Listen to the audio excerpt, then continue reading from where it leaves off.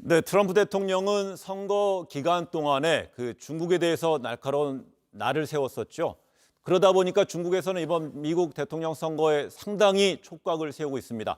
이 대선은 미국 내정이다 이러면서도 간섭하지 않겠다고 했지만 이 내부적으로는 상당한 대비가 이루어지고 있을 거란 관측이 나오고 있습니다. 베이징 연결해서 자세한 소식 알아보겠습니다.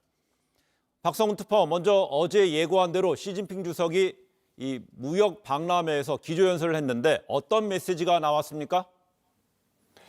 네, 코로나19 상황을 감안해서 이 시 주석의 연설은 화상으로 진행됐는데요. 준비된 원고를 읽어나가는 시 주석의 표정은 단호하고 결연해 보였습니다. 시 주석은 세계 경제의 불확실성이 커지고 있다면서 먼저 현 상황을 총체적 위기 국면이라고 진단했습니다. 그러면서 그 원인을 강대국의 일방주의와 보호주의에 있다고 지적했는데요. 직접 거론하진 않았지만 비난의 화살을 미국 트럼프 행정부에 돌린 겁니다. 이어 중국은 세계 경제 회복을 촉진하기 위해서 대외 개방 정책을 확대하겠다 결론 내렸습니다. 네, 결국 차기 미국 대통령 당선자에게 미국의 대중 강경 정책이 잘못된 것이다라는 메시지를 전했다. 이렇게 봐야겠군요. 네, 그렇습니다. 특히 시 주석은 신뢰는 의심에서 나오지 않는다. 협력을 촉진하기 위해 강대국이 모범을 보여야 한다고 했고 또 자신의 이익을 위해 손해를 끼쳐선 안 된다고도 말했는데요. 미국이 중국에 부과한 고율 관세와 이 기술 봉쇄 등이 잘못된 것이라고 정면 비판한 셈입니다. 이런 주장이 처음 거론된 건 아닙니다. 하지만 미 대선 다음 날 시 주석이 직접 그것도 공개적으로 거론했다는 점에서 이 차기 지도자에게 중국의 입장을 전한 것이다. 이렇게 봐야 할 것 같습니다.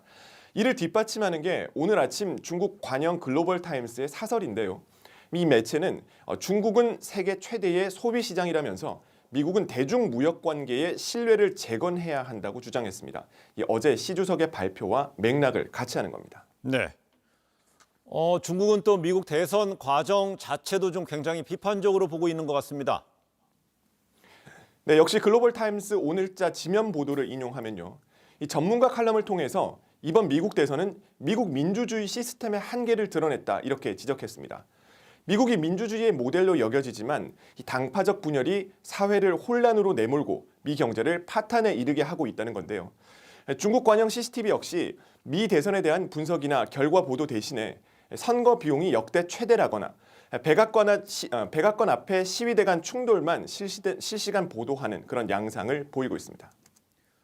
네, 바이든 후보 당선 가능성이 높다는 전망이 계속 나오고 있는데 이 중국 측 분석 나오고 있는 게 있습니까? 어제 중국 외교부도 밝혔듯이 네. 확정 결과가 나오기 전까지 중국 내 전문가들이 앞서서 전망을 내놓을 것 같지는 않습니다. 다만 이 바이든 후보가 인권과 민주주의 가치를 중시하고 있다는 점에서 향후 홍콩이나 신장 위구르 지역 문제에 대한 대응 강도가 높아질 것이라고 볼 수 있고 또 민주당 강령에서 하나의 중국을 삭제했다는 점에서 대만을 둘러싼 군사적 갈등이 지속될 우려가 크다 이런 해석이 나오고 있는 상태입니다. 지금까지 베이징에서 JTBC 박성훈입니다.